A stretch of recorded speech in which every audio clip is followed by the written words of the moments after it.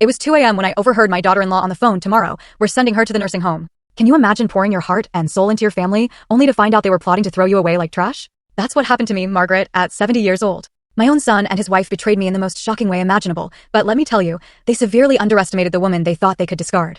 It all started 5 years ago, after my husband passed. Daniel, my son, showed up at my door, eyes brimming with tears. Mom, he choked out, I can't leave you alone. You're my only family. I need you close. His words, soaked in what I thought was genuine love, moved me so deeply.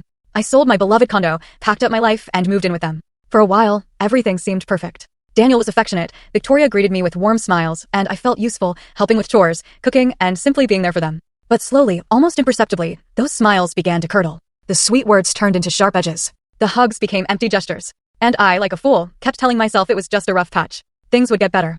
They had to. Victoria was the first to show her true colors. It began with seemingly innocent comments, little paper cuts that stung more than they should. Margaret, she'd say, a saccharine smile plastered on her face, don't you think you're eating a bit too much? Or, even worse, maybe you should stay in your room when we have guests. The house looks tidier that way. And Daniel? My son, my flesh and blood? He never contradicted her. In fact, he started to back her up. Mom, Victoria is right, he'd chime in. It's better if you get more rest. Rest. That became their favorite word, a thinly veiled command for me to just disappear. The months dragged on, and the humiliations intensified. Victoria stopped cooking for me entirely. If you want something special to eat, you can make it yourself, she'd tell me, her voice dripping with that fake sweetness she'd perfected. Daniel would come home from work, glance at my empty plate on the table while they finished their dinner, and ask distractedly, did you eat, Mom? He never really waited for an answer. Then came the night everything shattered. I was washing dishes after they'd gone to their room, and their voices drifted through the thin wall. You can't keep this up forever, Victoria was saying, her voice low and venomous. She's too much of a burden. My hands froze, the plate slipping slightly in my grip.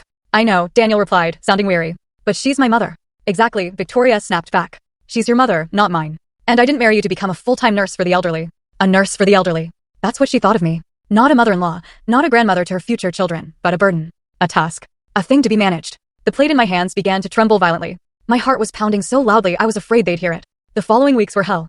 Victoria treated me as if I were invisible.